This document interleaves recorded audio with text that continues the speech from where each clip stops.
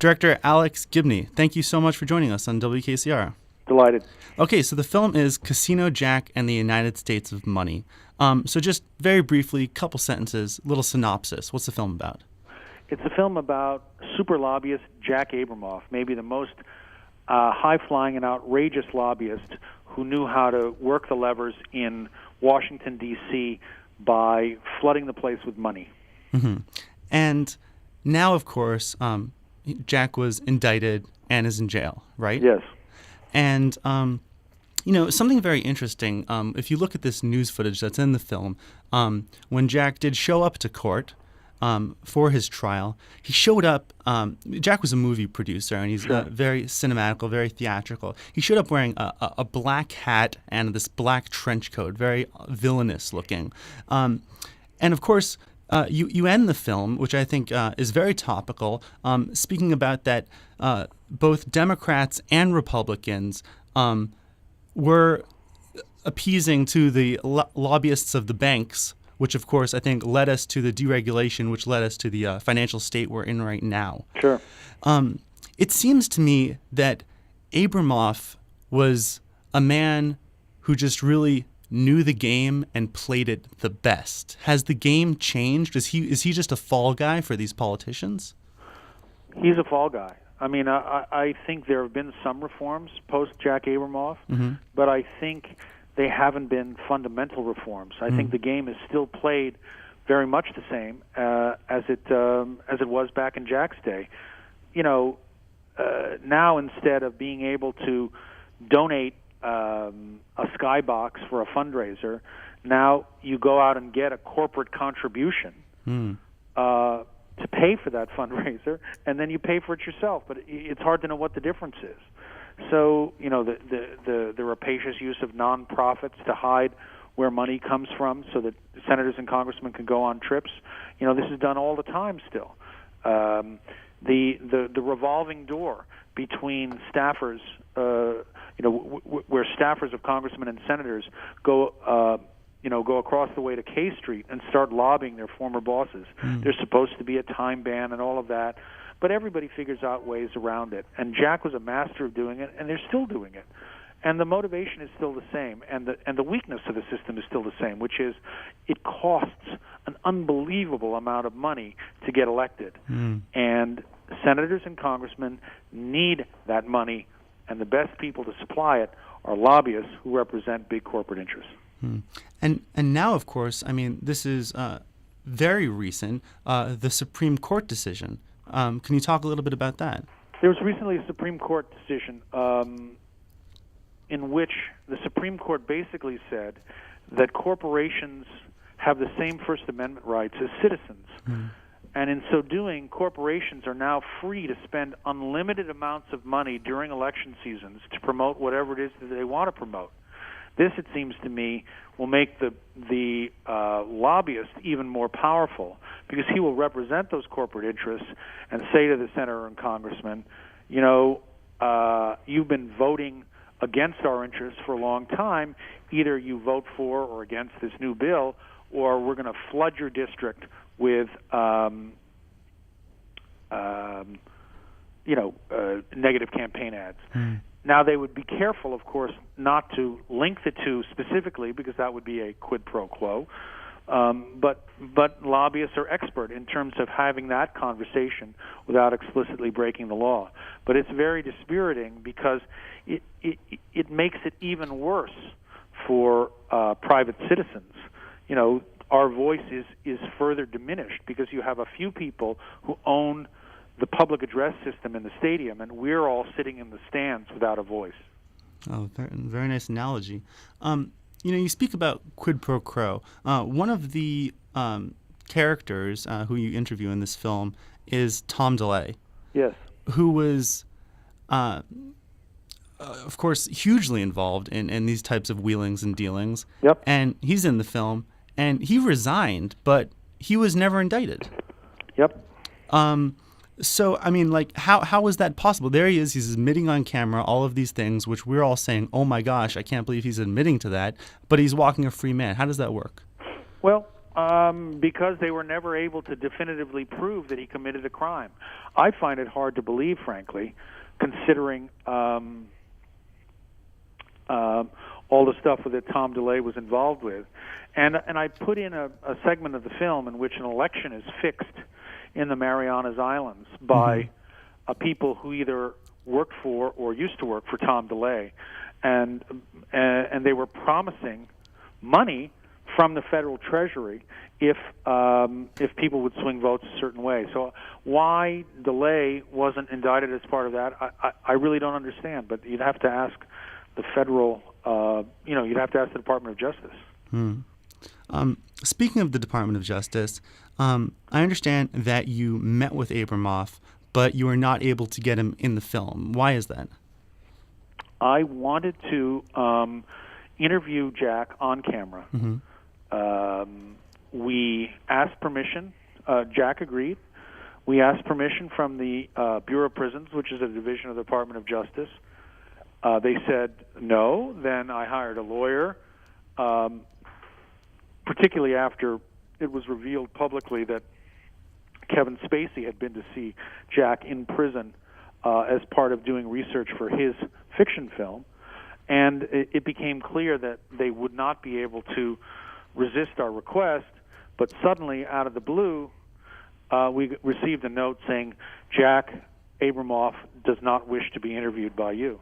So I think that Jack changed his mind because of threats and inducements by the Department of Justice. Very interesting. You know, watching this film, you've taken a lot of stories, and it's interesting that I say stories because really there's a lot of facts here as well. I think that one of your skills and one of your challenges, if you look at Enron, Smartest Guys in the Room, we're looking at a lot of material, probably hundreds of hours of interviews, so much archival news footage. This is a subject that fills books and books of paper, and you managed to put it into a 2-hour story. What's your biggest challenge with taking the entire lobbying and Congress industry and making it into a story that's entertaining and funny? You follow the characters, or in this case, you follow the money. That was the old Woodward Bernstein line: "Follow the money." So if you follow the money and you follow the characters, then it seems to me you have a compelling story. And there are unbelievable characters in this film. I mean, you have Jack is routing money from the Malaysian government through a so-called think tank in Rehoboth Beach, Delaware, that's run by a lifeguard. Yes. A lifeguard who says on camera that he's not qualified to run a Baskin-Robbins. The scams that were pulled are just beyond belief, and it's the kind of thing that makes an entertaining film because it's stranger than fiction. It's wild and it's entertaining. Yeah. This is just one of the greatest, most ironic and funny stories. Can you tell me a little bit more about what happened with this lifeguard and this think tank? Well, Jack had a problem because he needed to route money in ways that would hide its origin. Because, for example, Ralph Reed, noted a Christian figure, was getting paid by casinos, in effect, to pretend to be anti-gambling for religious reasons. But really, he was working for one casino to shut down another casino. So they needed to launder money to pretend it was coming from a think tank, not from a casino.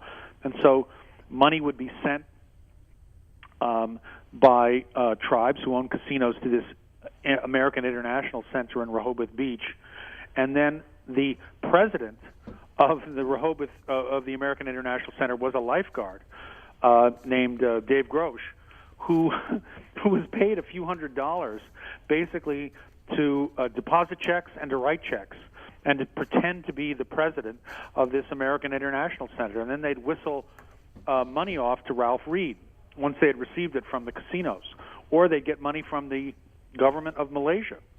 Now, the reason he was a lifeguard, Scanlon, Mike Scanlon, who was Jack Abramoff's partner, was also a lifeguard. And so he happened to meet this guy, Grosh. He had known him for a long time. He was a pal of his. So he said, "Hey, Dave, how'd you like to be president of a major international corporation?" And Grosh said, "Sure, that sounds cool." That's how it worked. Unbelievable. You're used to somehow you imagine that the plan would be more sophisticated, more worked out than just hiring a pal who's a lifeguard to deposit checks and write them. Yeah, but that's what they did. Wow, unbelievable. And you mentioned that they're wiring money through this quote unquote think tank. Just give an idea, how much money are we talking about here? Well, in the case of the government of Malaysia, it was $1 million. Wow. And in the case of Reed, it was hundreds of thousands. And in the case of the casinos? Well, I mean, the casinos were sending hundreds of thousands to the AIC, and then hundreds of thousands were going right back out to Ralph Reed. And how much was Abramoff charging for his services as a lobbyist? Well, he was charging his fees either up front as a lobbyist, or he was taking kickbacks from Mike Scanlon. And Mike Scanlon was a pal of his who used to work for Tom DeLay, briefly worked with him, and then set up his own consulting firm. And whenever Jack would lobby for a tribe, he'd strongly recommend that they hire Mike Scanlon as a consultant. Mm-hmm. And they would hire him as a consultant to do grassroots marketing for them. But then they would pay Scanlon, and then Scanlon would kick back about 50% of his fee to Jack. And they had a term for this, right? Gimme five. Gimme five, right? Yeah, I love that. Oh man, unbelievable! And it's in all these emails, which are all public record now. Yes, and we have a lot of fun with those in the film. I mean, if this film doesn't teach people to be careful with emails, nothing will. Right. Now, they were doing this for years, and I mean, some would say other people are still now doing it. How did this particular story break? I think it broke for two reasons. One was the work of a Native American lobbyist named Tom Rogers, who was working with a number of dissident members of various tribes, the Saginaw Chippewa, the Louisiana Coushatta, and they were very upset at the enormity of the fees that Abramoff was taking, and they wondered if he was really legit, if he was really on the level. They shared their research, they shared their intelligence, they shared their knowledge, and they began making that public. And they sent out materials to various members of the press, both locally in Louisiana and also in Washington. At the same time, Sue Schmidt of the Washington Post, who, along with two of her colleagues, later went on to win a Pulitzer Prize, was getting information from rival lobbyists, Republican lobbyists, particularly one Republican lobbyist, about Abramoff, charging enormous fees to Indian tribes at a time when, theoretically, there wasn't that much going on with Indian tribe issues. And between the two of them, this story began to come apart. I see. Now, you have Tom DeLay in here, you have Scanlon, Ralph Reed. Why were these guys willing to go on camera and talk to you about their misdeeds? Well, Scanlon and Reed didn't go on camera. Sorry. Tom DeLay was on a book tour, and he agreed to talk while he was on a book tour. He talked about his book. And some of his book, so that was lucky for us. But I think in other cases, for example, Bob Ney, who was snared in this scandal and spent, I believe, 17 months in prison. Also, Adam Cadan, an associate of Abramoff's, who was involved in the Sun Cruise casino deal that ultimately led to the death of the murder, actually, of the former owner of the Sun Cruise casino, Gus Boulos. You know, Adam Cadan agreed to appear. He also spent time in prison, not for the murder. He's apparently cooperating with federal investigators about that. And getting those people on camera, that was hard work. Yeah. So you just plug away and plug away and plug away. Sorry. No. Last question, I'm told. All right. So last question then. As we can see, the system is still broke. Obviously, you've done so much research into this subject. What would you like to see done for campaign finance reform to fix the system? Take the money out. We have to have some kind of system of public campaign finance. You know, we sent a man to the moon. Surely we can design a system of public campaign finance and spending. I would add. In addition, at the very least, we should be able to lower the dollar amount so that if you're raising money, you have to raise money more democratically rather than going to a few well-heeled groups to pump up your campaign. But I think at the end of the day, the biggest problem is cutting off the flow of money either from the supply or the demand. Well, let's hope we can see it done. Yeah, because otherwise we're all going down. All these bad decisions will be made, and they won't be made in our interest. They'll be made in the interest of those who can pay the most money. Unfortunately. Well, Casino Jack and the United States of Money is the film. I found it fascinating. Alex Gibney, thank you so much for joining us on WKCR. Great to be with you. Thanks so much. Thank you.